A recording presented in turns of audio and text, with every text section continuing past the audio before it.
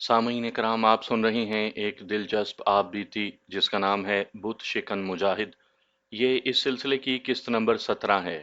मुझे उम्मीद है आपको मेरी ये काविश पसंद आ रही होगी। आपने अगर अभी तक मेरा चैनल कहानी घर सब्सक्राइब नहीं किया तो अभी मेरे चैनल को सब्सक्राइब करके बेल नोटिफिकेशन ऑन कर लीजिए ताकि आने वाली हर नई कहानी की इत्तला बर वक्त आप तक पहुंच सके। मुझे हर हाल में रेस्तरान में अपने मुजाहिदों का इंतज़ार करना था। मैं रेस्तरान में आकर बैठ गया।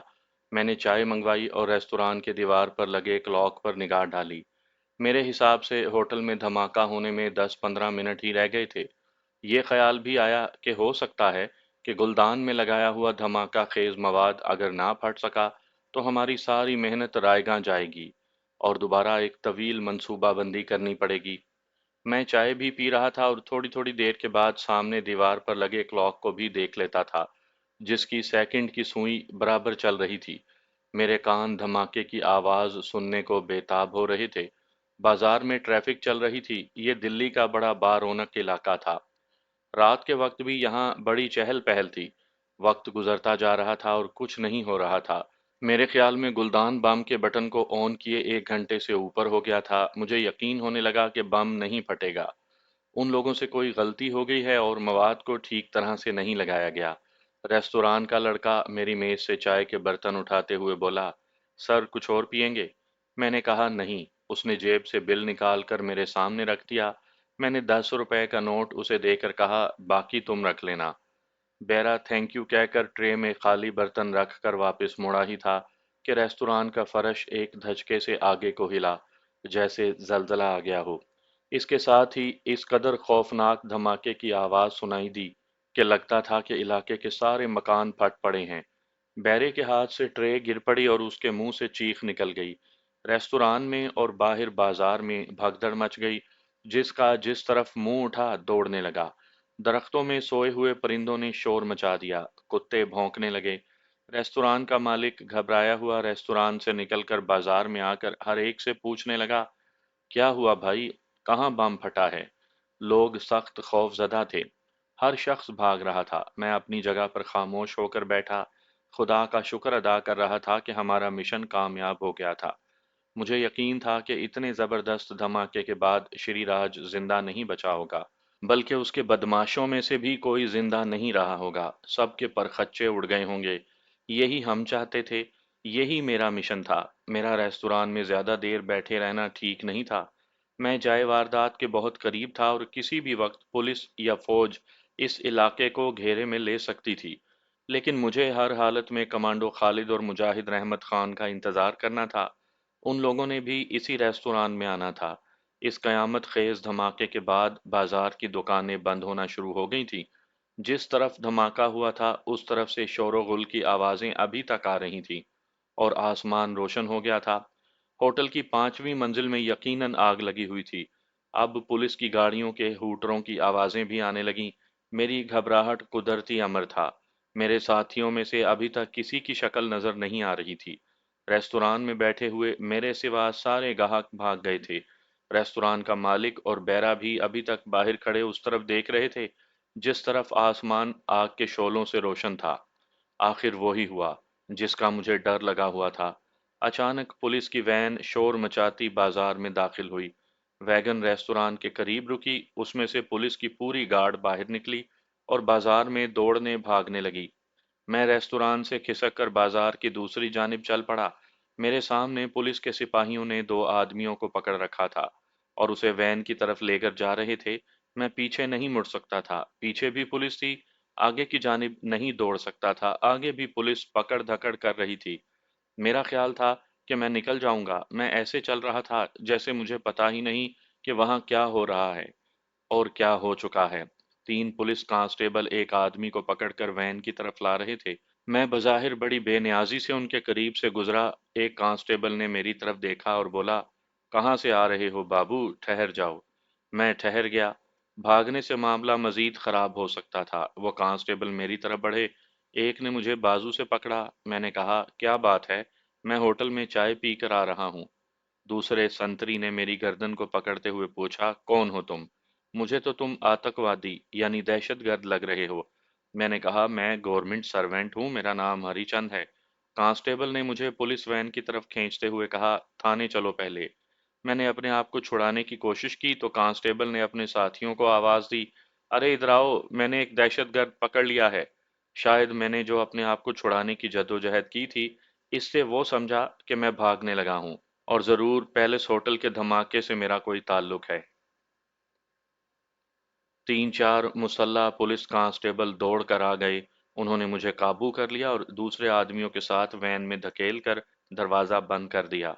ये सब कुछ इस कदर अचानक और गैर मुतवक्का तौर पर हो गया था कि मैं सिवाय हैरान और परेशान होने के और कुछ नहीं कर सका था। मेरा इस तरह पुलिस के हाथों पकड़ा जाना मेरे साथियों के लिए खतरे का बायस हो या ना हो, मेरे लिए ये बहुत ही खतरनाक बात थी, क्योंकि इस दिल्ली शहर में मैं पुलिस इंटेलिजेंस के तीन आदमियों को हलाक कर चुका था, और एक सीआईडी वाले ने मुझे कुछ अरसा पहले मुश्ताक साहब वाले क्वार्टर में आते जाते देखा भी था। अगर उससे आमना सामना हो गया तो वो मुझे फौरन पहचान सकता था। इंटेलिजेंस के तीन आदमियों का खून उसी क्वार्टर के इर्द गिर्द उनकी ड्यूटी के दौरान हुआ था। वैन चारों तरफ से बंद थी। मेरे साथ तीन और आदमी भी थे जिनको पुलिस ने शुबे में पकड़ लिया था। ये तीनों घबराए हुए थे। उनमें से एक बार बार कह रहा था, मेरा बेटा अखबार के दफ्तर में काम करता है, मैं इन पुलिस वालों से समझ लूंगा। यकीन करें, मैंने इस वक्त बड़े खलूसे दिल से खुदा से दुआ मांगी कि मैं इंसान से सांप की शक्ल इख्तियार कर लूं, क्योंकि अब मेरे बचने की यही एक सूरत थी कि मैं सांप के रूप में आ जाऊं।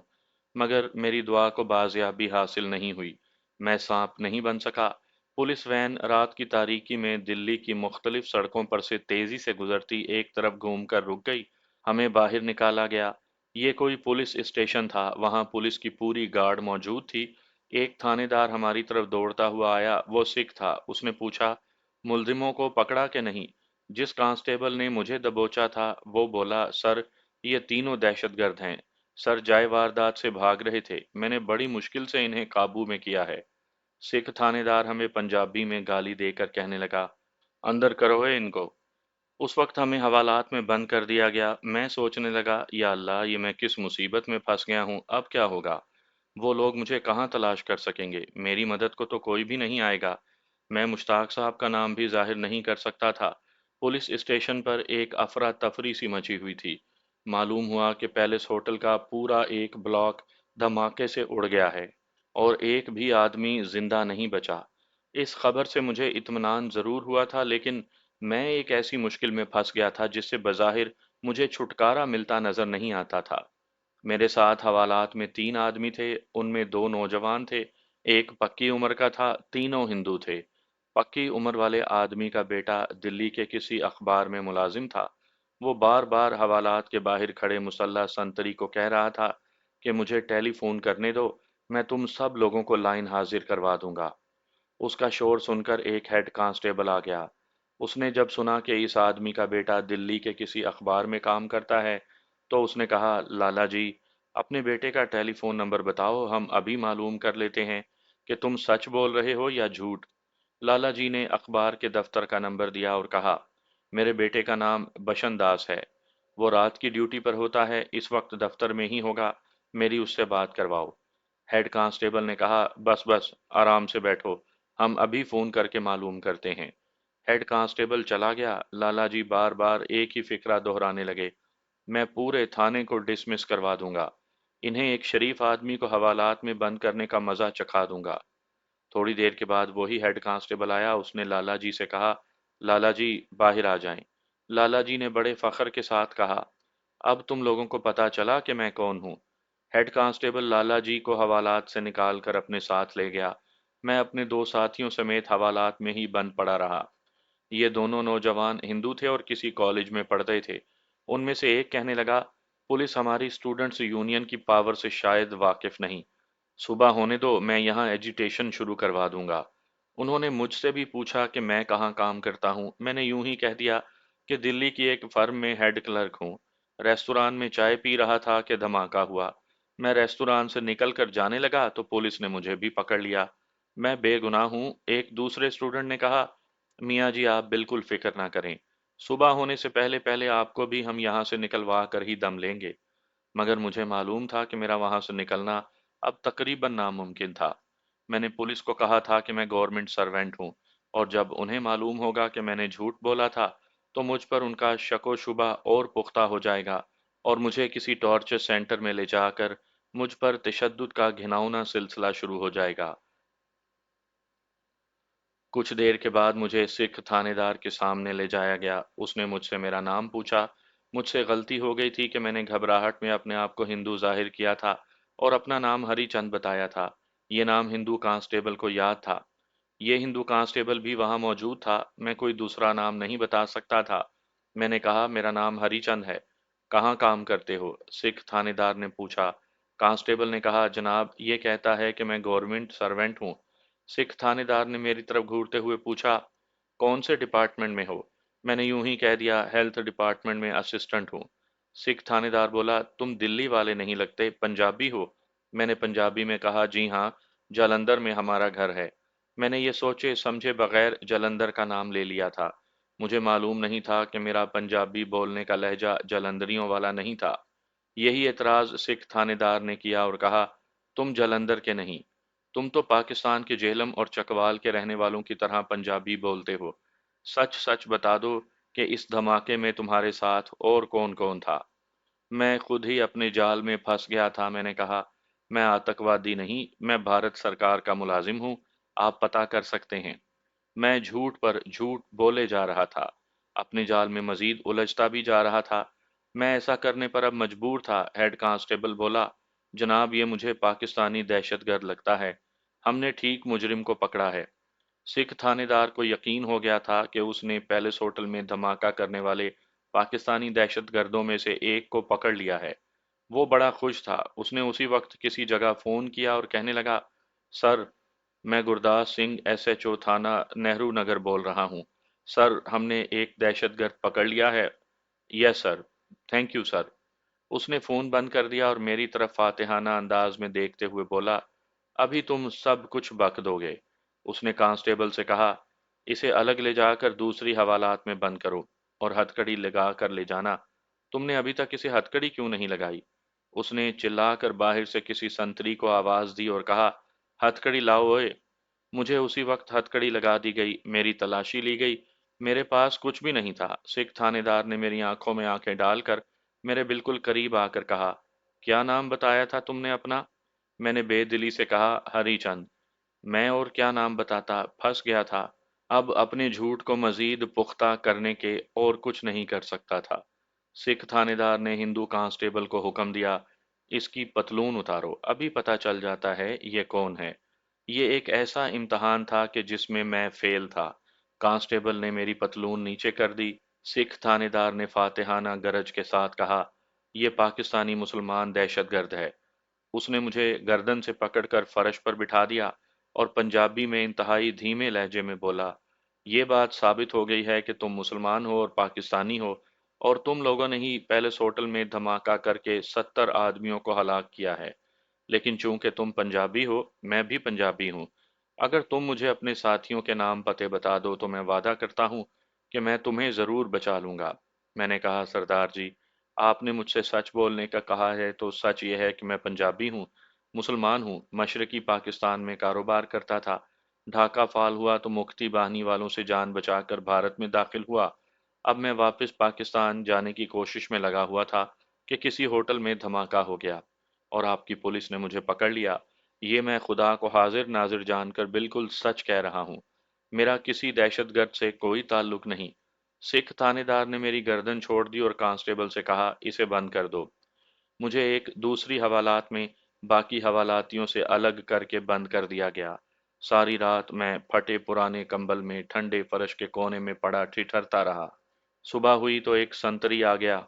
मेरी हथकड़ी हवालात में बंद करने से पहले खोल दी गई थी। संतरी ने आते ही मुझे दोबारा हथकड़ी लगाई और एक तंग कमरे में ले गया जहां 3-4 कुर्सियां पड़ी थीं। उसने मुझे जमीन पर बिठा दिया और हथकड़ी की जंजीर दीवार के एक कुंडे से बांध दी। इतने में सिख थानेदार एक और आदमी के साथ आ गया जिसने सिविलियन कपड़े पहन रखे थे। उस आदमी को देखकर मुझे ऐसे लगा जैसे मैंने इसे पहले भी कहीं देखा है। एकदम से मेरे जिस्म में खौफ की सर्द लहर दौड़ गई। ये वही इंटेलिजेंस वाला आदमी था जो कुछ अरसा पहले جب میں اپنی بیوی جمیلہ کے ساتھ مشتاق علی صاحب کے کوارٹر میں مقیم تھا تو وہاں منڈلایا کرتا تھا۔ اس نے اندر آتے ہی مجھے پہچان لیا اور تھانے دار سے کہا، یہ وہی پاکستانی جاسوس ہے۔ سکھ تھانے دار نے پلٹ کر مجھ سے پوچھا، تم پر اب ہمارے محکمے کے 3 آدمیوں کا قتل بھی ثابت ہو گیا ہے۔ تم گندے نالے والے کوارٹروں میں روپوش تھے اور تم نے ایک رات ہمارے 2 آدمیوں کو اور اس کے بعد ہمارے ایک انٹیلیجنس آفیسر کو قتل کر کے اس کی لاش غائب کر دی تھی۔ میں نے کہا، یہ جھوٹ ہے، میں نے کسی کو قتل نہیں کیا۔ میں مشرقی پاکستان سے جان بچا کر بھاگا ہوں۔ میرا قصور صرف اتنا ہے کہ میں نے مفتی باہنی سے جان بچانے کے لیے بھارت میں پناہ لی۔ آپ مجھے عدالت میں پیش کریں۔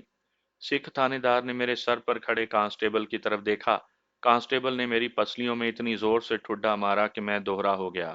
درد کی شدت سے میرا جسم پھوڑے کی طرح دکھنے لگا۔ اوپر سے سکھ تھانے دار نے مجھے گھونسے مارنے شروع کر دیے۔ میں نے سر دونوں بازوؤں میں چھپا لیا اور مار کھاتا رہا اور بار بار کہتا رہا، میں بے قصور ہوں، میں نے کسی کو قتل نہیں کیا۔ سکھ تھانے دار جب مجھے مارتے مارتے تھک گیا تو اس نے 2 سنتریوں کو بلایا۔ اب انہوں نے مجھ پر گھونسوں اور لاتوں سے حملہ کر دیا۔ جب میں ادموا ہو کر گر پڑا اور نیم بے ہوش ہو گیا تو تھانے دار نے مجھے گالیاں دیتے ہوئے کہا، میں تھوڑی دیر بعد پھر آؤں گا۔ اگر تم نے اپنے پاکستانی ساتھی دہشت گردوں کے نام پتے نہ بتائے تو میں اپنے ریوالور کی گولی تیری کھوپڑی میں اتار دوں گا۔ وہ چلا گیا۔ سنتری نے مجھے جاتے جاتے ایک لات ماری اور وہ بھی کمرے کا دروازہ باہر سے بند کر کے چلا گیا۔ مجھے ہتکڑی لگی ہوئی تھی۔ ہتکڑی کی زنجیر دیوار کے ہک میں پھنسا کر وہاں بھی چھوٹا سا تالا لگا دیا گیا تھا۔ میں وہیں دیوار کے ساتھ اکٹھا ہو کر بیٹھ گیا اور اپنے دکھتے ہوئے جسم کو سہلانے کی کوشش کرتا رہا۔ میرا سارا جسم درد کر رہا تھا۔ پسلیوں میں سانس لینے سے تکلیف ہوتی تھی۔ میں دل میں خدا سے دعا مانگ رہا تھا کہ یا خدا مجھے انسان سے سانپ بنا دے، کیونکہ میری نجات اسی صورت میں تھی کہ میں انسان سے سانپ کی شکل میں تبدیل ہو جاؤں۔ سانپ بن کر نہ صرف یہ کہ میں وہاں آسانی سے فرار ہو سکتا تھا، بلکہ اپنے دشمنوں کو ڈس کر ان سے اپنے اوپر کیے گئے تشدد کا بدلہ بھی لے سکتا تھا۔ مگر میری قسمت میں شاید اب انسان سے سانپ بننا نہیں لکھا تھا۔ کافی دیر کے بعد ایک سنتری اندر آیا۔ اس نے میرے آگے لوہے کا میلا کچیلا ڈونگا رکھ دیا اور میری جھولی میں آدھی ڈبل روٹی پھینک کر بولا، لے بے، کھا لے اسے۔ ڈونگے میں پتلی سی چائے تھی جو گرم تھی۔ میں نے گرم چائے کے 3 4 گھونٹ پیے تو میرے جسم کو ایک سکون سا ملا۔ چائے بد ذائقہ اور پانی کی طرح تھی۔ میں ڈبل روٹی کے ٹکڑے اس میں ڈبو کر کھاتا رہا۔ ساری چائے پی گیا۔ گرم چائے پینے اور ڈبل روٹی کھانے سے میری کھوئی ہوئی توانائی کچھ بحال ہوئی۔ میں اس قابل ہوا کہ سوچ سکوں۔ پولیس کو اپنے ساتھیوں کے بارے میں کسی قسم کی اطلاع فراہم کرنے کا تو سوال ہی پیدا نہیں ہوتا تھا۔ میرے سامنے صرف ایک ہی سوال اور ایک ہی مسئلہ تھا کہ میں وہاں سے کس طرح فرار ہو جاؤں۔ بظاہر فرار کی کوئی راہ نظر نہیں آتی تھی۔ مجھے ایک اور پریشانی بھی تھی۔ ان لوگوں کو پتہ چل گیا تھا کہ میں گندے نالے والے کوارٹر میں مقیم تھا۔ اس کا مطلب ہے کہ پولیس نے مشتاق علی صاحب کو بھی ضرور شامل تفتیش کیا ہوگا۔ پولیس کو معلوم ہو گیا ہوگا کہ یہ کوارٹر ان کی ملکیت ہے۔ مجھے افسوس ہو رہا تھا کہ میری وجہ سے وہ بھی مصیبت میں پھنس گئے ہوں گے۔ کافی دیر گزر گئی، کوئی میرے پاس نہ آیا۔ میں کمبل میں سمٹا اپنے دکھتے ہوئے بدن کو لیے بیٹھا سوچتا رہا کہ میرے ساتھی کہاں ہوں گے، کیا سوچ رہے ہوں گے۔ کمانڈو خالد کہاں ہوگا؟ کیا انہیں معلوم ہوگا کہ میں پولیس کی حراست میں ہوں؟ انہیں کیسے پتہ چل سکتا تھا؟ وہ تو ابھی ریستوران میں آئے ہی نہیں تھے جہاں انہیں مجھ سے ملنے واپس آنا تھا۔ مجھے جمیلہ کا بھی خیال آیا۔ اگر ان لوگوں نے مجھے سچ مچ موت کے گھاٹ اتار دیا تو جمیلہ کو میرے انجام کی کبھی خبر نہ ہو سکے گی۔ جس تنگ کمرے میں پولیس نے مجھے ہتکڑی لگا کر دیوار کے ساتھ جکڑ رکھا تھا، وہاں دن کی روشنی بالکل نہیں آ رہی تھی۔ ایک چھوٹا سا بلب دیوار پر جل رہا تھا۔ باہر دوسرے کمروں سے کبھی کبھی آدمیوں کے باتیں کرنے کی اور دروازے کے آگے سے گزرنے کی آواز آ جاتی تھی۔ خدا جانے کتنا وقت گزر گیا ہوگا کہ سنتری اندر آیا۔ اس نے میری زنجیر کھولی، مجھے آگے لگا کر ایک تنگ اور گندے غسل خانے میں لے گیا اور مجھے گالی دے کر کہا، چل بے، جو کچھ کرنا ہے جلدی کر کے باہر آ جا۔ 2 منٹ سے زیادہ لگائے تو میں گردن توڑ دوں گا۔ اس کے بعد مجھے واپس اس کوٹھڑی میں لا کر دیوار کے ساتھ جکڑ دیا گیا۔ اس دوران مجھے اتنا اندازہ ہو گیا کہ دن کی روشنی غائب ہو چکی ہے اور باہر شام پڑ گئی ہے، مگر میرے لیے دن اور رات ایک برابر تھے۔ मैंने संतरी से कहा, मैं यहाँ से भाग तो सकता नहीं, कम से कम मेरी हथकड़ी तो खोल दो। उसने मुझे गाली दी और चला गया। कम से कम 1 घंटे के बाद मुझे दोबारा डबल रोटी दी गई, जो मैंने खा ली। मेरा ख्याल है कि रात हो गई थी, क्योंकि जो आवाज़ें मुझे पहले आ रही थीं वो अब नहीं आ रही थीं। कहते हैं कि नींद तो सूली पर भी आ जाती है। मुझ पर भी हल्की हल्की गनूदगी सी तारी होने लगी थी कि दरवाज़ा खुला और मैंने देखा कि सिख थानेदार 2 आदमियों के साथ अंदर आ रहा है। मैं इंतहाई बेबसी के आलम में उनको देख रहा था। सिख थानेदार के साथ जो 2 आदमी थे वो पुलिस के आदमी ही लगते थे, मगर वो वर्दी में नहीं थे, शायद इंटेलिजेंस के आदमी थे। तीनों मेरे करीब आकर खड़े हो गए। सिख थानेदार ने बड़ी रोबदार आवाज में मुझसे पूछा, क्यों, अभी तक तुम्हारा दिमाग दुरुस्त हुआ या नहीं? मैंने कहा, आप लोगों ने मुझे नाहक यहाँ कैद कर रखा है। ना मैं पाकिस्तानी जासूस हूँ, ना मैं दहशतगर्द हूँ, और ना ही मैंने किसी को कत्ल किया है। सिख थानेदार ने आवाज देकर बाहर से उसी संतरी को बुलवाया जिसने मुझे हथकड़ी लगाई थी। मुरलीधरन, इसको मुगल आजम के शीश महल में ले आओ। ये कहकर सिख थानेदार और उसके दोनों साथी कमरे से चले गए। मुरलीधरन ने मुझे कहा, चलो तुम्हें मुगल आजम के शीश महल की सैर करवाएं। मैं ऐसा भी अहमक नहीं था कि ये समझता कि ये लोग वाकई मुझे दिल्ली में मुगल आजम शहनशाह अकबर के शीश महल की सैर करवाने ले जा रहे हैं। जाहिर है वो मुझे किसी दूसरे अकूबत खाने में लेकर जा रहे थे, जहां मुझे इससे ज़्यादा तशद्दुद का निशाना बनाया जाने वाला था और इससे ज़्यादा अजियतें दी जाने वाली थीं। मेरा ख्याल दुरुस्त निकला। अब मुझे जिस कमरे में ले जाया गया, वहां पहले से एक आदमी लोहे के एक शिकंजे के पास ज़मीन पर बैठा था। थानेदार और उसके साथियों को देखकर वो जल्दी से सलाम करता हुआ उठ खड़ा हुआ। थानेदार ने उससे पूछा, क्यों ओए, खड्डा लगा दिया है? उस आदमी ने हाथ जोड़कर कहा, हाँ सरकार, सब कुछ तैयार है। थानेदार ने कांस्टेबल को इशारा किया। कांस्टेबल ने मेरी हथकड़ी उतार दी। 3 आदमियों ने मुझे पकड़कर जबरदस्ती शिकंजे पर लिटा दिया। ये शिकंजा लोहे की एक स्ट्रेचर की तरह का था, जिसके दोनों जानिब लोहे के क्लिप लगे हुए थे। मेरे दोनों हाथ और दोनों पांव लोहे के क्लिपों में फंसा कर जकड़ दिए गए। उसके बाद जो आदमी शिकंजे का इंचार्ज था, उसने एक गोल हैंडल को आहिस्ता आहिस्ता घुमाना शुरू किया। मेरे दोनों बाजू और दोनों टांगें खींची जाने लगीं। 3-4 सेकंड के बाद ही मेरी चीखें निकल गईं।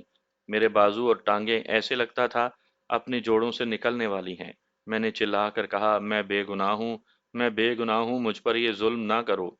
शिकंजे का हैंडल आहिस्ता आहिस्ता घुमाया जाता रहा और मेरे बाजू और टांगे मेरे जिस्म का साथ छोड़ रही थीं। दर्द की ऐसी टीसें उठ रही थीं जैसे कोई मेरे जिस्म में लोहे की सलाखें ठोक रहा हो। जब मेरी चीखों की आवाज़ भी कमज़ोर पड़ गई तो थानेदार की आवाज़ आई, ठहर जाओ। वो रुक गया। टीसें अपनी जगह पर ठहर गईं। मेरे बाजू और टांगों के पट्टे सिमटने लगे। हड्डियों के जोड़ एक दूसरे के करीब आ गए, लेकिन मेरे बदन में जैसे बिल्कुल जान नहीं रही थी। मेरा सांस धूकनी की मानिंद चल रहा था। थानेदार और उसके दोनों साथी जो सिविलियन कपड़ों में थे, मेरे दाएं बाएं करीब आ गए। थानेदार ने अपनी छड़ी मेरे होंठों पर आहिस्ता से मारकर कहा, अब भी वक्त है, अपने साथियों के नाम पते बता दो, मैं तुम्हें इसी वक्त छोड़ दूंगा। मेरा कोई साथी नहीं, मैं अकेला ही मशरकी पाकिस्तान से जान बचाकर भागा था। मेरा कोई साथी नहीं है, खुदा के लिए मुझ पर रहम करो। थानेदार के हुक्म से मेरे जिस्म को एक बार फिर शिकंजे में कसा जाने लगा। एक बार फिर मेरी चीखें बुलंद होने लगीं। इन चीखों पर वाकई मेरा कोई इख्तियार नहीं था। मुझे ऐसे लग रहा था जैसे मेरे अंदर कोई दूसरा आदमी है जो शदीद तकलीफ के आलम में बेइख्तियार होकर चीख रहा है। शायद ये एक कुदरती बात थी। इस बार मुझे इस कदर टॉर्चर किया गया कि मैं बेहोश हो गया। फिर मुझे कुछ होश न रहा। जब होश आया तो मैं उसी तरह शिकंजे के स्ट्रेचर पर पड़ा था। मेरे दोनों हाथ और पांव लोहे के क्लिपों में जकड़े हुए थे, लेकिन मुझे शिकंजे में कसा नहीं जा रहा था। थानेदार और उसके साथी वहीं बैठे थे। मुझे होश में आता देखकर थानेदार मेरे पास आया। अब भी वक्त है, मैं तुम्हें आखिरी बार मोहलत दे रहा हूँ। अगर इस मोहलत के बाद भी तुमने ये ना बताया कि तुम्हारे साथी दिल्ली में किस जगह पर हैं, तो मैं अपने हाथ से तुम्हें गोली से उड़ा दूंगा। मुझे शिकंजे से निकालकर वापस पहले वाले तंग कमरे में लाकर डाल दिया गया। उसी तरह मुझे हथकड़ी लगाकर दीवार की हुक में जकड़ दिया गया। जब मैं अकेला रह गया तो मैंने गिड़गिड़ा कर खुदा से अपनी निजात की दुआ मांगी। दुआ मांगने के बाद मुझे सुकून सा मिल गया। संतरी मेरे लिए मैले कुचैले डोंगे में चाय और डबल रोटी लेकर आ गया। उसने डोंगा और डबल रोटी मेरे आगे रखी और मेरे करीब ही बैठ गया और कहने लगा, तुम दूसरों की खातिर अपनी जान से क्यों दुश्मनी कर रहे हो? वो लोग आज नहीं तो कल पकड़े ही जाएंगे। फिर तुम क्यों इतनी तकलीफ उठाते हो? एक बात मैं तुम्हें बताए देता हूँ, सरदार जी हमारे थानेदार ही नहीं, दिल्ली के सबसे जालिम पुलिस अफसर मशहूर हैं। वो जो कहते हैं करके दिखाते हैं। उन्होंने कई मुजरिमों को अपने हाथों से गोली मारी है। मैंने कहा, भाई मैं उन्हें क्या बताऊं, मेरा कोई साथी है ही नहीं, मैं अकेला ही ढाके से भागा था। संतरी बोला, ठीक है, अगर तुम मरना ही चाहते हो तो फिर तुम्हें कोई नहीं बचा सकता। एक और बात मैं तुम्हें बताना जरूरी समझता हूँ, तुम्हें गोली से नहीं उड़ाया जाएगा, जिस तरह तुम्हें मारा जाएगा, अगर मैं तुम्हें बता दूं तो खौफ के मारे तुम्हारी अभी जान निकल जाए। याद रखो, अगर तुमने अपने साथियों के नाम ना बताए तो तुम्हें बेहद अजियतनाक मौत मारा जाएगा। ये कहकर संतरी तो चला गया। मैं समझ गया कि थानेदार ने उसे मुझे डराने के लिए भेजा था, कि मैं इस किस्म की बातों से खौफ खाकर उसे अपने साथियों के नाम पते बता दूंगा। मगर मैं किसी और ही मिट्टी का बना हुआ था, ऐसी बातों से डरने वाला नहीं था। वो रात गुजर गई, दूसरा दिन आ गया। उस रोज मुझे शाम तक किसी ने कुछ न कहा। रात हुई तो मुझे दो सिविल कपड़ों वाले आदमी कोठरी से निकाल कर एक तय खाने में ले गए। ये तहखाना पुलिस स्टेशन की इमारत के नीचे था। यहाँ सिख थानेदार के साथ दो संतरी भी बैठे थे। एक तरफ खाली बोरी पड़ी थी, दरमियान में स्टूल रखा था। मुझे स्टूल पर बिठा दिया गया। थानेदार ने कहा, इस जगह से तुम्हारी जिंदगी का सफर खत्म भी हो सकता है और तुम्हें एक नई जिंदगी भी मिल सकती है। अगर तुम हमें अपने साथियों के नाम और पते बता दो तो तुम्हारी नई जिंदगी का आगाज होगा। अगर नहीं बताओगे तो तुम्हारी जिंदगी का सफर इसी जगह पर खत्म हो जाएगा और तुम्हें ऐसी मौत मारा जाएगा कि जिसका तुम तसव्वुर भी नहीं कर सकते। बोलो क्या कहते हो? मैंने कहा, थानेदार साहब यकीन करें, मेरा कोई साथी नहीं। जब मेरा कोई साथी ही नहीं तो मैं आपको उनके नाम पते कैसे बता सकता हूँ? थानेदार ने सिविल कपड़ों वाले आदमी की तरफ देखा और कहा, परसू ये नहीं मानता, चल अपना काम शुरू कर। मुझे हथकड़ी नहीं लगी हुई थी, सिर्फ मेरे हाथ पुश्त पर रस्सी से बंधे हुए थे। परसू उस शख्स का नाम था जिसने मैली सी धोती और पुरानी गरम चादर ऊपर ले रखी थी और खाली बोरी के पास जमीन पर बैठा था। थानेदार का हुक्म सुनकर वो उठा। दो संतरियों ने मेरे बाजू मजबूती से पकड़ लिए। परसू ने खाली बोरी उठा ली। दोनों संतरियों ने मुझे स्टूल पर से ऊपर उठा लिया। परसू ने बोरी खोलकर मेरी टांगों पर चढ़ाई और कमर तक लाकर उसे इस तरह रस्सी से बांध दिया जिस तरह हम शलवार बांधा करते हैं। मेरी समझ में अभी तक नहीं आया था कि ये लोग मेरी टांगें बोरी में किस लिए डाल रहे हैं। मैं यही समझ रहा था कि बोरी खाली है, लेकिन जैसे ही मेरी टांगें बोरी में डालकर उन्होंने उसकी रस्सी मेरी कमर के गिर्द कसी, बोरी के अंदर से फुनकारों की खौफनाक आवाजें आने लगीं। ये महसूस करके मेरा जिस्म दहशत के मारे सर्द पड़ गया कि जिस बोरी को मैं खाली समझ रहा था उसमें पहले ही से एक सांप डाल दिया गया था। सांप बार बार मेरी टांगों से टकरा कर फुंकारे मार रहा था।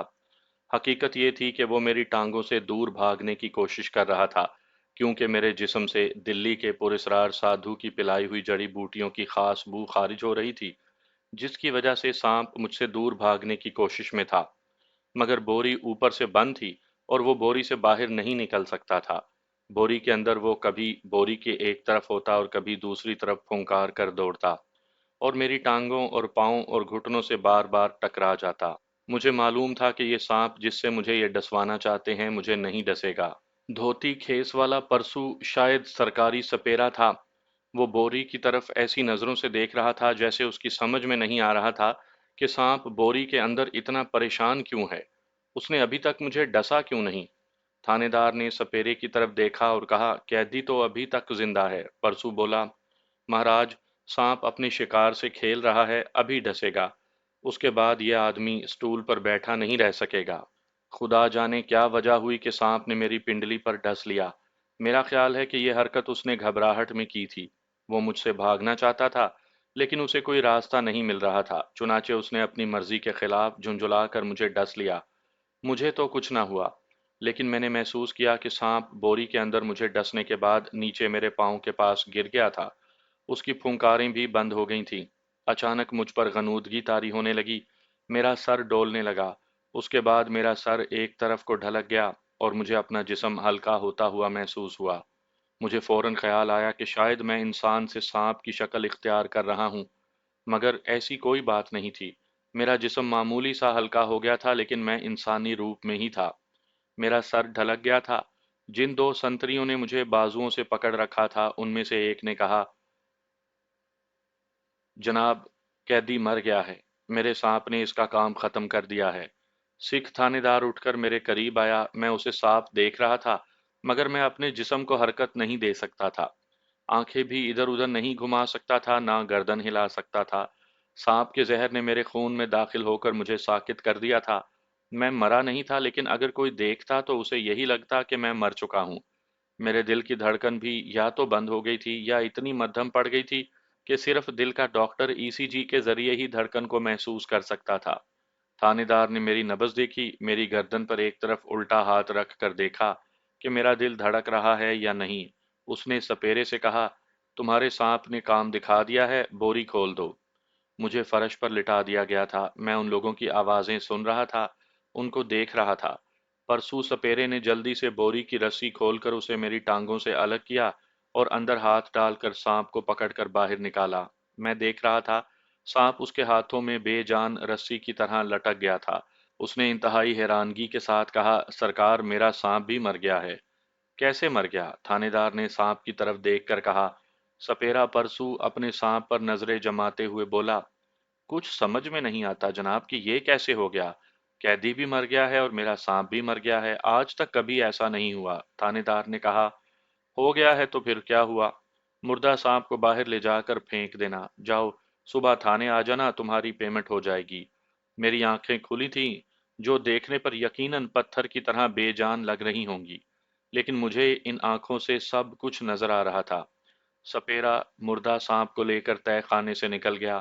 تھانے دار نے دونوں سنتریوں سے کہا، دہشت گرد تو مر گیا ہے، اس کا یہی انجام ہونا تھا۔ ہم ایک ایک دہشت گرد کو اسی طرح مار مار کر ختم کر دیں گے۔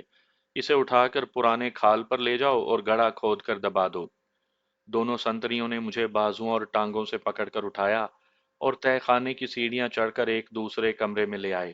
یہاں انہوں نے مجھے ایک پرانے کمبل میں لپیٹا اور ایک سنتری نے مجھے اپنے کاندھے پر ڈال دیا۔ میرا چہرہ کمبل میں چھپ گیا تھا، میں کچھ دیکھ نہیں سکتا تھا۔ مجھے لے کر سنتری چلتا رہا، پھر مجھے یا میری لاش کو ایک گاڑی میں ڈال دیا گیا۔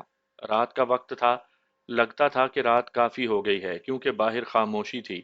سانپ نے بوری کے اندر میری پنڈلی پر کاٹا تھا۔ اس نے یہ حملہ شاید اپنی جان بچانے کے لیے کیا تھا، کیونکہ وہ میرے جسم سے نکلنے والی خاص جڑی بوٹی کی بو سے نجات چاہتا تھا، مگر بوری اوپر سے بند تھی اور باہر نکلنے کا کوئی راستہ نہیں تھا۔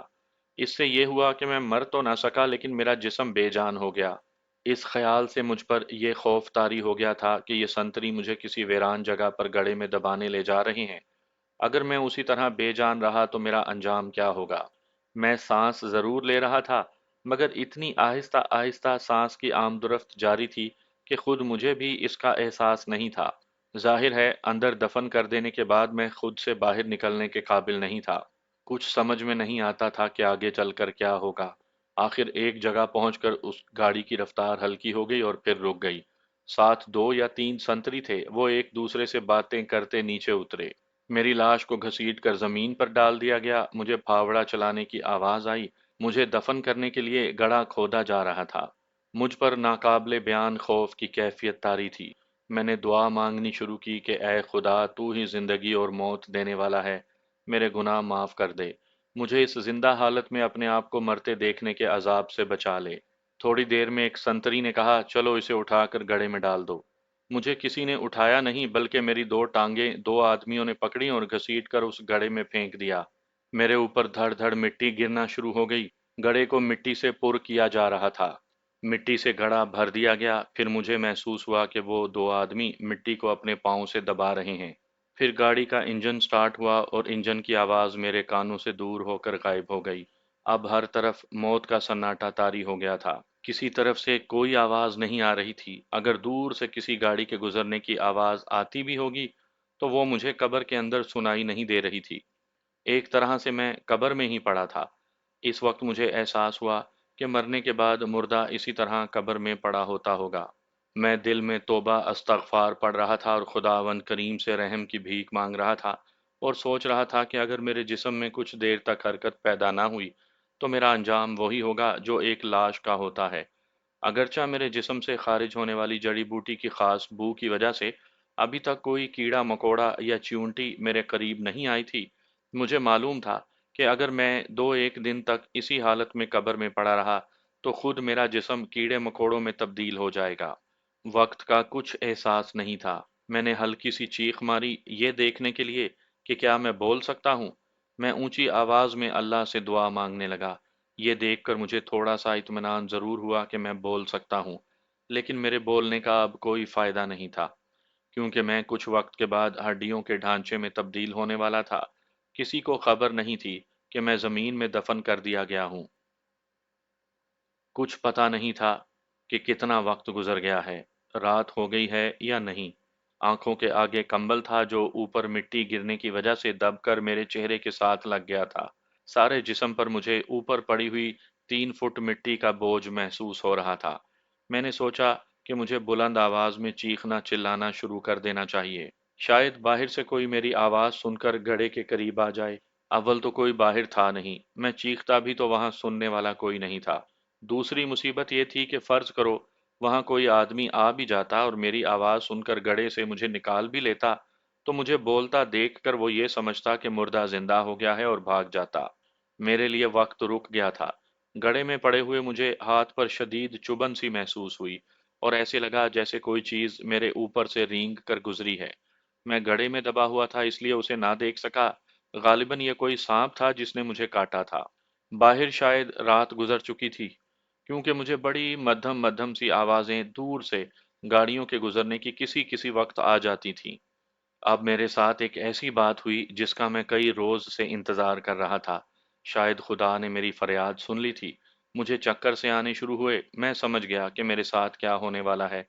मैंने दिल ही दिल में बड़ी आजिज़ी से दुआ मांगी कि ऐ मेरे परवरदिगार, मुझे सांप की शक्ल अता कर दे। मेरे सर के चक्करों की शिद्दत ज़्यादा बढ़ गई। फिर एक ज़ोर का चक्कर आया और मेरे जिस्म का बोझ मुझसे अलग हो गया।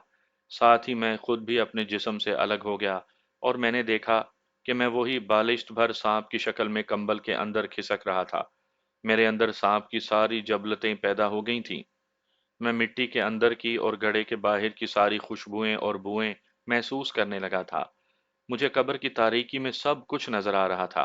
मुझे अपना आप हवा की तरह हल्का महसूस हुआ। मैं सांप से अलग भी था और सांप के वजूद में भी था। वही मिट्टी जो एक बोझ बनकर मेरे ऊपर पड़ी थी, अब मेरे रेंगने से खुद ब खुद आगे से हटती जा रही थी।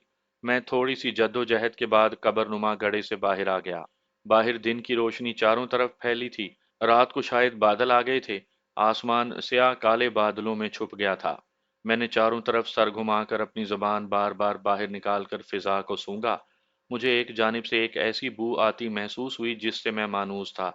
मैं फौरन समझ गया कि ये मेरे साथी कमांडो मंजर खालिद के जिस्म की बू थी, मगर ये बू एक तो बेहद मध्यम थी और दूसरे हवा की वजह से किसी वक्त आती और किसी वक्त अचानक गायब हो जाती थी।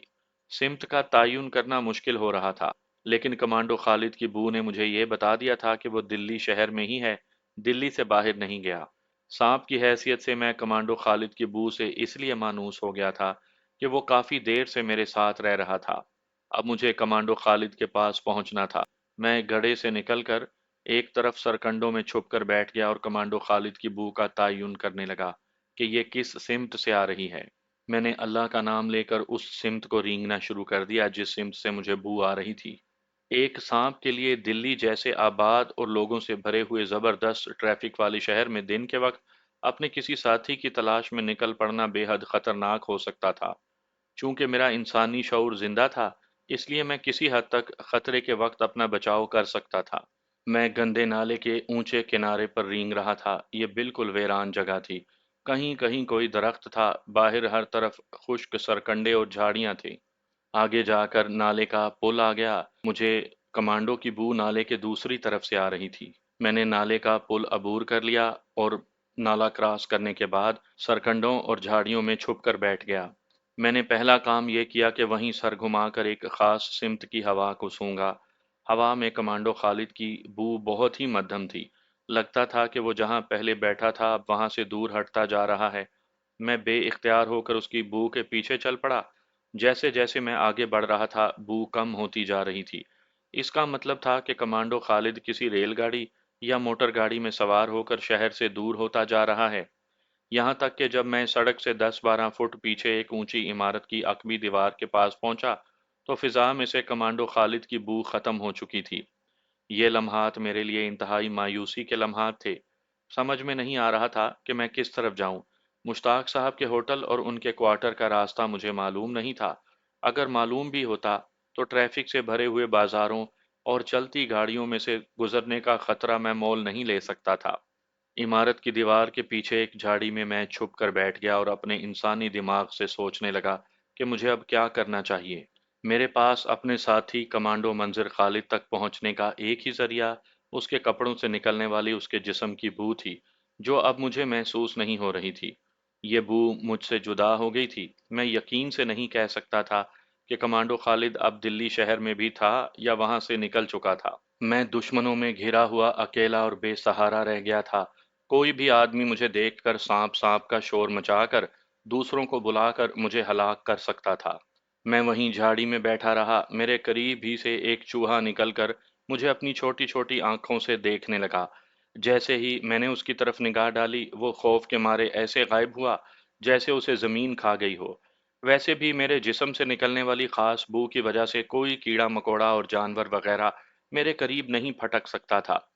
मुझे दिल्ली वाले पुरस्रार साधु का ख्याल आया, जिसने मुझे जानवरों और कीड़े मकोड़ों, सांपों और मगरमच्छों को भी मुझसे दूर रखने वाली खास जड़ी बूटी का सफूफ पानी में घोलकर पिलाया था, और जिसकी वजह से मैं खूनी जंगल में से आसानी के साथ गुजर गया था।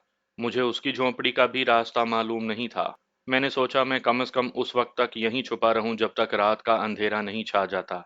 जब शाम का अंधेरा जमीन पर उतर आया, तो मैंने झाड़ियों में से सर बाहर निकाल कर देखा। इमारत की दोनों जानिब सड़क की बत्तियां रोशन हो गई थी। दूसरी इमारतों की बत्तियां भी जल उठी थी। एक बार फिर परेशान कर देने वाला सवाल मेरे सामने आया कि मुझे कहाँ जाना चाहिए। जब मेरी समझ में कुछ ना आया और मैं कोई फैसला ना कर सका, तो आखिर मैंने यही सोचा कि इसी जगह बैठे रहता हूँ। जब रात आधी गुजरेगी और सड़क पर खामोशी होगी, तो यहाँ से निकलकर किसी और तरफ जाने की कोशिश करूंगा। जैसे जैसे रात गहरी हो रही थी, खामोशी भी गहरी हो रही थी। पहले दूर से किसी मोटर गाड़ी की आवाज आ जाती थी, अब वो भी नहीं आ रही थी। मुझे बाहर निकलकर सैर करने की जरूरत नहीं थी। सांप तो एक महीना अपने बिल में घुसकर गुजार देता है। मैं झाड़ी के अंदर बैठा था कि मुझे बाहर किसी गाड़ी के रुकने की आवाज आई। मैंने कोई ख्याल ना किया। हो सकता था कि कोई शख्स इस इमारत में रहता हो और किसी दूसरे शहर से रात की गाड़ी में आया हो। मैं अपना सर नीचे किए खामोश बैठा रहा। गाड़ी का इंजन रुका तो मुझे किसी औरत की आवाज सुनाई दी। वो रोते हुए किसी से बड़ी आजिज़ी से कह रही थी, भगवान के लिए मुझे ना कुछ कहना। मेरा परसों ब्याह होने वाला है, भगवान के लिए मुझे कुछ ना कहना। मैंने कुंडली में से सर ऊपर उठाया। किसी मर्द ने करख्तगी से कहा, रामदास, यार क्या सोच रहे हो? उठाओ इसको, ले चलो अंदर। औरत ने रोते हुए कहा, भगवान के लिए मुझे छोड़ दो, मैं कुंवारी हूँ, भगवान के वास्ते मुझे कुछ ना कहना। ये कोई लड़की थी जो रोए जा रही थी। दूसरे मर्द की आवाज आई, यार उठाओ इसे और ले चलो अंदर। फिर मुझे ऐसी आवाजें आने लगीं जैसे दो तीन आदमी लड़की को उठाने और घसीटने की कोशिश कर रहे हैं। लड़की बुरी तरह रो रही थी और उन लोगों की मिन्नतें कर रही थी। मुझ पर बड़ा असर हुआ। ये कोई बदमाश थे जो किसी कुंवारी लड़की को उठा कर ले आए थे और अब उसकी जिंदगी बर्बाद करने वाले थे। मुझसे रहा न गया। मैं तेजी से झाड़ी में से निकलकर इमारत के सामने की जानिब आ गया। इस वक्त तक बदमाश लोग उस लड़की को उठाकर अंदर ले जा चुके थे। ये कोई मकान था जिसका गेट थोड़ा सा खुला रह गया था। सामने एक गाड़ी खड़ी थी। मैं तेजी से गेट में घुस गया। आगे एक तंग सा रास्ता मकान के बरामदे तक जाता था। मैं तेजी से रेंगता हुआ बरामदे में आ गया। बरामदे में एक कमरा था जिसका दरवाजा बंद था। मैं दीवार पर चढ़ने लगा। अंदर से मुझे लड़की की घुटी घुटी आवाजें आ रही थीं। वो अभी तक मुजाहमत कर रही थी और रो रही थी। मैं रोशनदान में से कमरे की दीवार पर आया। छोटा सा कमरा था। सिर्फ एक बत्ती रोशन थी। कोने में पलंग पर बिस्तर था और दो आदमी एक नीम उरियां लड़की की साड़ी को खींच खींच कर उतारने की कोशिश में थे। लड़की ने दोनों हाथों से अपने जिस्म की बची हुई साड़ी के पल्लू को पकड़ रखा था और रो रो कर कह रही थी, भगवान के वास्ते मुझे छोड़ दो। भगवान के वास्ते मुझे छोड़ दो। एक आदमी ने, जिसने फुल स्वेटर पहना था, मेज पर शराब की बोतल खोलकर एक गिलास में शराब डाल रहा था और कह रहा था, क्या करते हो तुम लोग? तुम दोनों मिलकर एक लड़की को नंगा नहीं कर सकते? एकदम से मेरा इंसानी जहन गुस्से से भर गया। खा ये लड़की हिंदू थी, मगर किसी की बहन और बेटी तो थी, और कुंवारी थी, और बहुत जल्द इसका ब्याह होने वाला था। ये बदमाश उसको कहीं से उठा कर ले आए थे, और अब उसके साथ गैंग रेप करके उसकी जिंदगी हमेशा के लिए तबाह करने वाले थे। उसके बाद पता नहीं मुझे क्या हुआ। मैंने दीवार पर से पलंग पर छलांग लगाई। मैं एक बदमाश की गर्दन पर गिरा और गिरते ही उसे डस लिया। आपको तो मालूम होगा कि मेरा जहर किस कदर हलाकत खेज और जल्दी असर करने वाला था। वो आदमी तो वहीं दोरा हो गया। मैंने पलक झपकने में दूसरे को भी डस लिया, वो भी वहीं औंधा हो गया। लड़की ने मुझे देख लिया था। वो चीख मारकर पलंग से दूसरी तरफ कूद गई। अब तीसरे बदमाश ने भी मुझे देख लिया था। उसने मुझ पर शीशे का गिलास दे मारा, मगर वो मुझे ना लगा। मैं वहीं से उछलकर तीसरे बदमाश की गर्दन से चिमट गया और उसे भी डस कर वहीं ढेर कर दिया। लड़की साड़ी से अपने नीम उरियां बदन को छुपाए दीवार के साथ लगी खौफ के मारे कांप रही थी। वो दरवाजे की तरफ दौड़ी कि कुंडी खोलकर बाहर निकल जाए। बाहर से किसी ने जोर से दरवाजे पर दस्तक दी और कहा, अबे रामदास, हमारी बारी कब आएगी बे? लड़की वहीं बैठ गई। मैं तीसरे आदमी को हलाक करने के बाद मेज पर कुंडली मारे फन फैलाकर बैठा था। जब अंदर से किसी ने जवाब ना दिया, तो बाहर वाले बदमाश ने दोबारा आवाज दी, रामदास, दरवाजा खोलो। क्या शराब पीकर उलट गए हो? हमारा भी हिस्सा दो। लड़की कभी मेरी तरफ खौफजदा नजरों से देखती और कभी दरवाजे की तरफ देखती। उसने कुंडी नहीं खोली थी। मैं उसी तरह मेज पर बैठा था। बाहर वाले बदमाश ने गालियां बकना शुरू कर दी। तुम मुझे बेवकूफ नहीं बना सकते, हरामजादे, मैं आ रहा हूँ।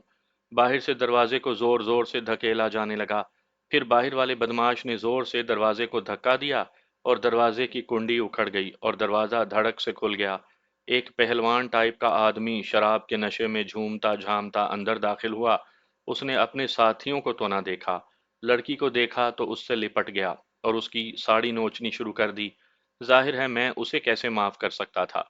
मैंने मेज पर से छलांग लगाई और उस चौथे बदमाश की टांग पर डस लिया। वो एक सेकंड के लिए तो खड़े का खड़ा रह गया, फिर धड़ाम से पीछे को गिर पड़ा। इस वारदात के बाद मैं वापस मेज पर आकर कुंडली मारकर बैठ गया। लड़की हिंदू थी। हिंदू लोग सांप को बहुत मानते हैं। मैंने किताबों में पढ़ रखा था कि उनके देवता शिव जी के सर पर भी एक सांप कुंडल मारे बैठा होता है। लड़की मुझे सहमती हुई नजरों से देखते हुए बाहर निकलने लगी, तो मैंने इंसानी आवाज में कहा, बहन, बाहर मत जाओ। वहां कोई और बदमाश मिल गया तो क्या करोगी? लड़की वहीं पत्थर की तरह साकित हो गई। उसको कभी यकीन नहीं आ सकता था कि ये जुमले सांप ने बोले हैं। वो कमरे में इधर उधर देखने लगी। मैंने कहा, बहन, डरो मत।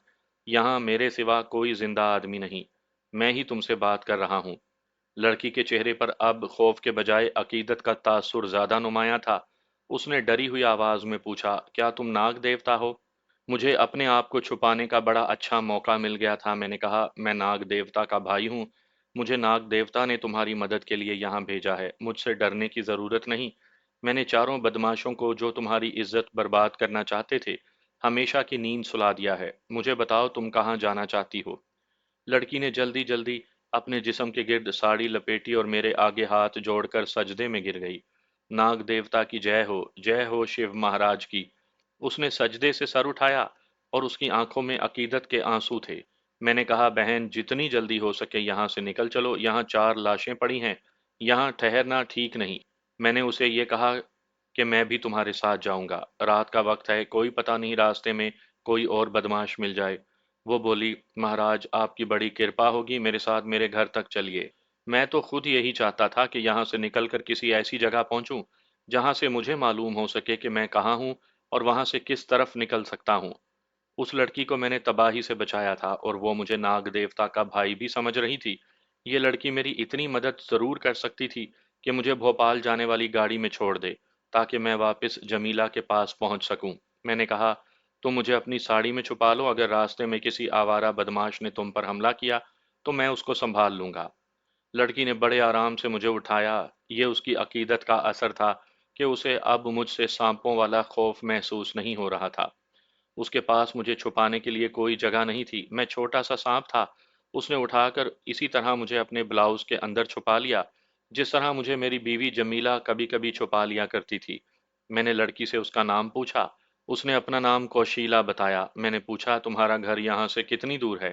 تم یہاں سے کس طرح گھر جاؤ گی؟ اس نے کہا جس طرح بھی ہوگا میں پہنچ جاؤں گی، اور اب تو ناگ دیوتا میری رکشا کے لیے میرے ساتھ ہے، مجھے کسی کا ڈر نہیں۔ ہم اس مکان سے باہر آ گئے۔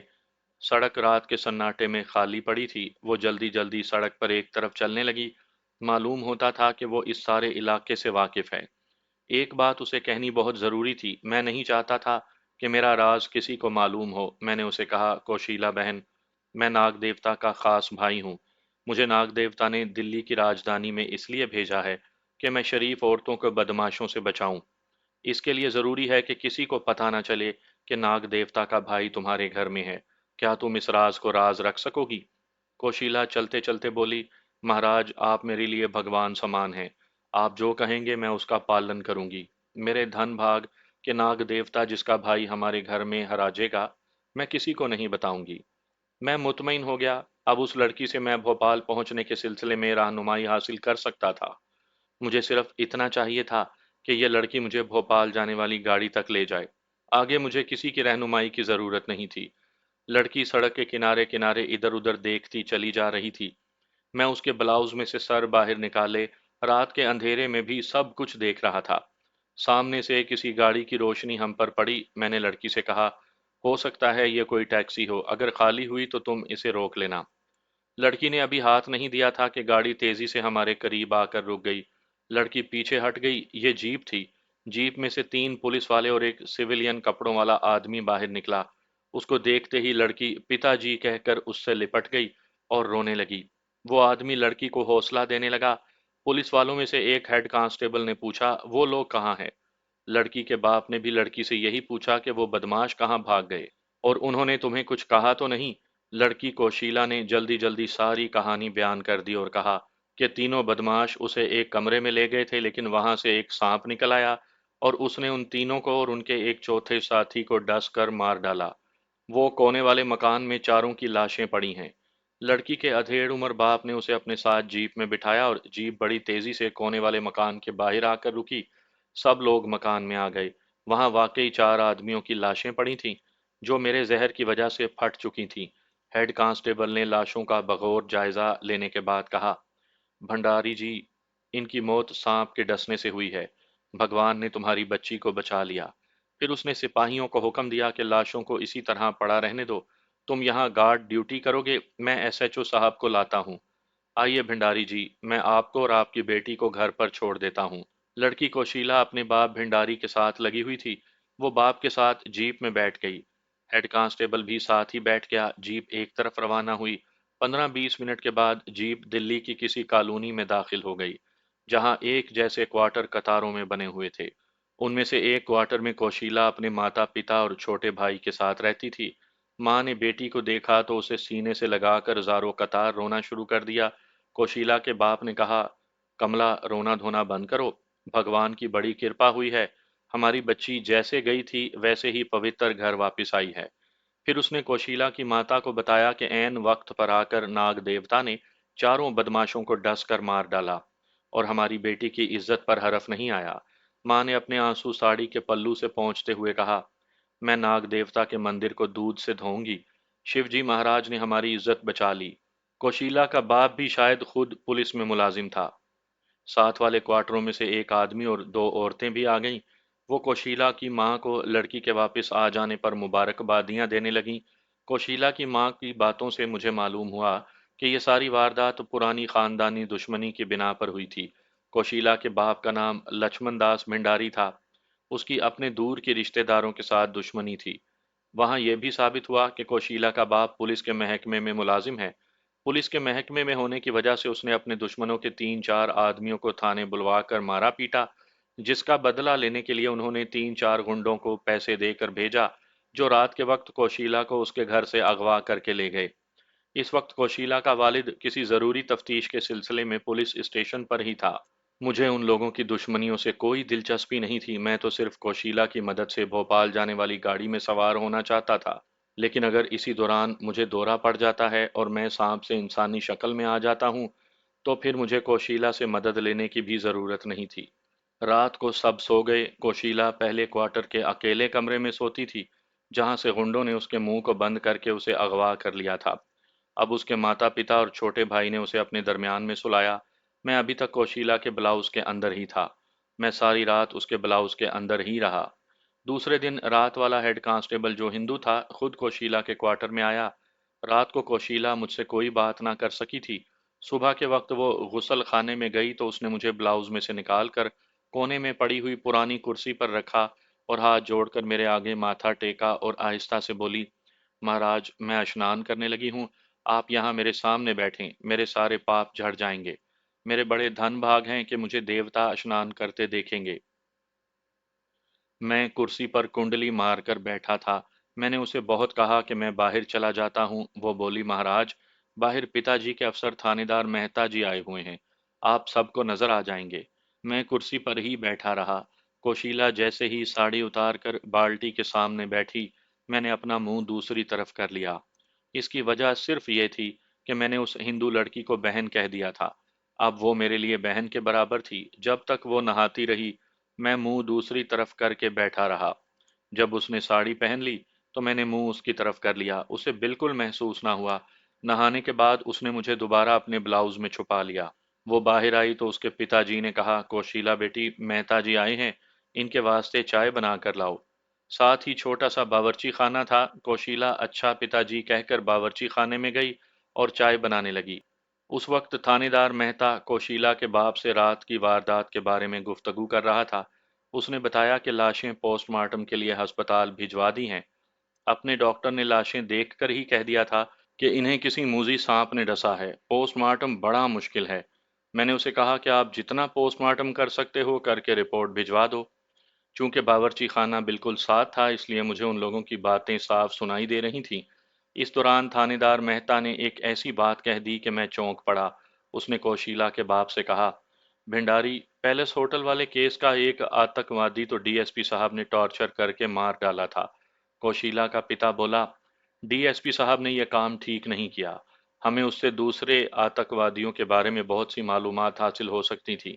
थानेदार मेहता कहने लगा, डीएसपी साहब सिख हैं और सिख किसी की नहीं सुनते। लेकिन एक अच्छी बात यह हुई कि हमने इस केस के दूसरे मुलजिम को पकड़ लिया है। वो कौन है?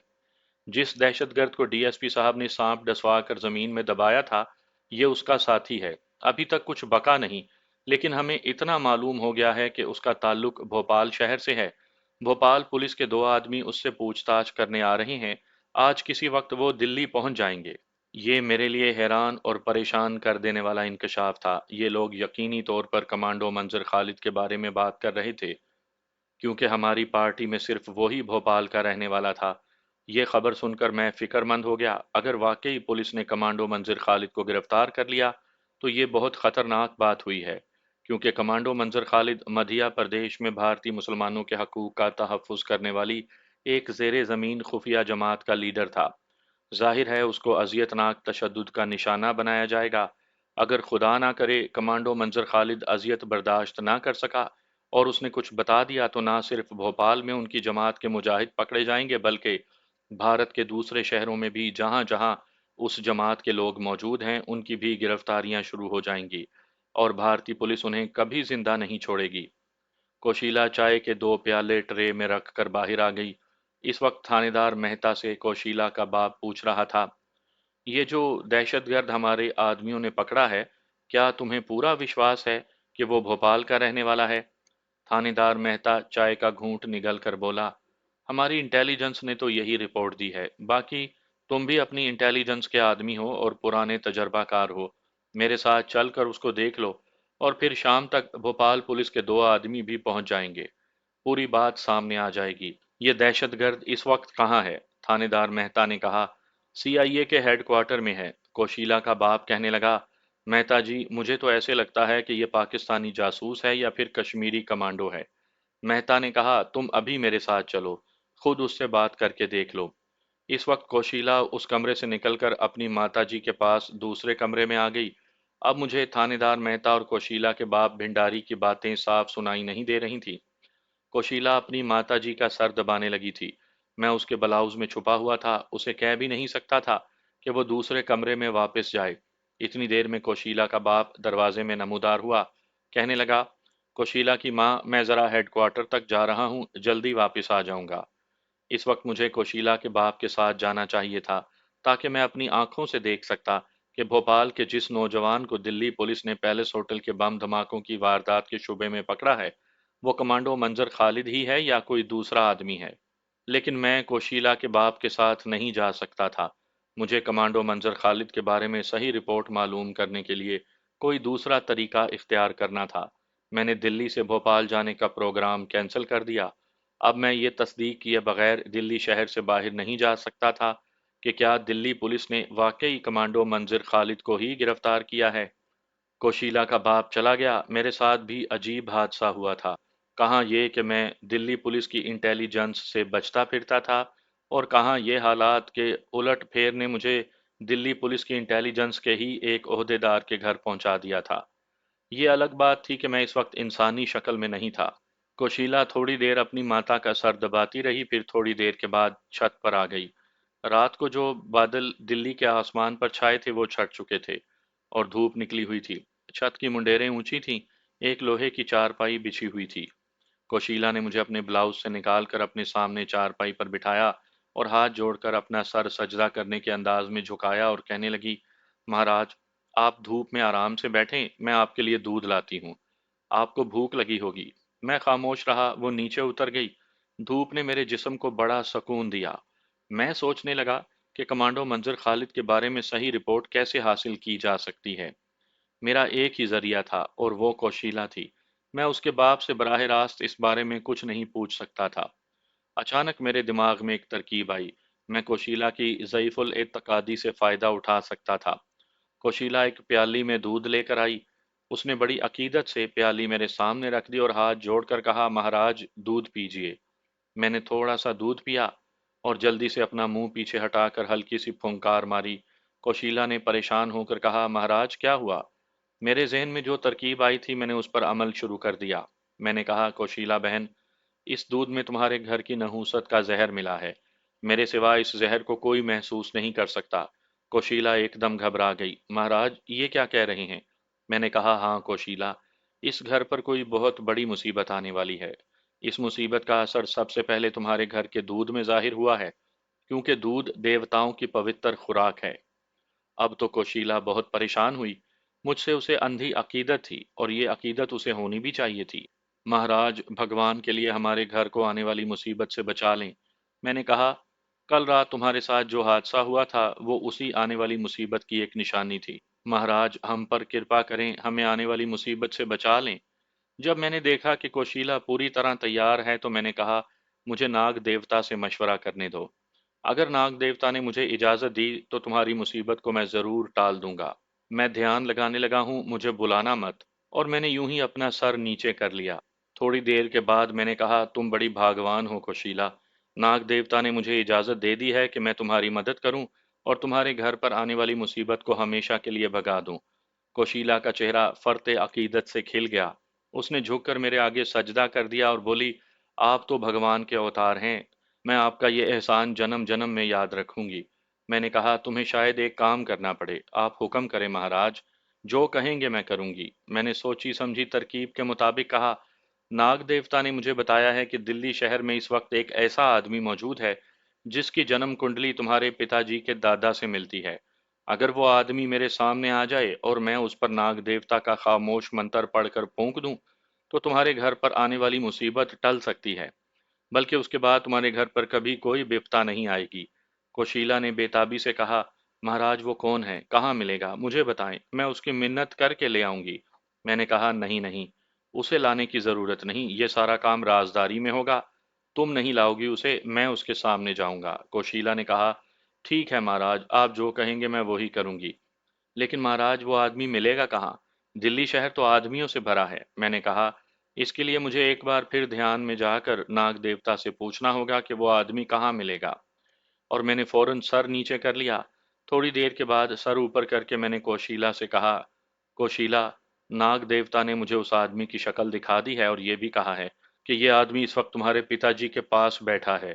میں سمجھی نہیں مہاراج، کوشیلا نے تعجب سے کہا۔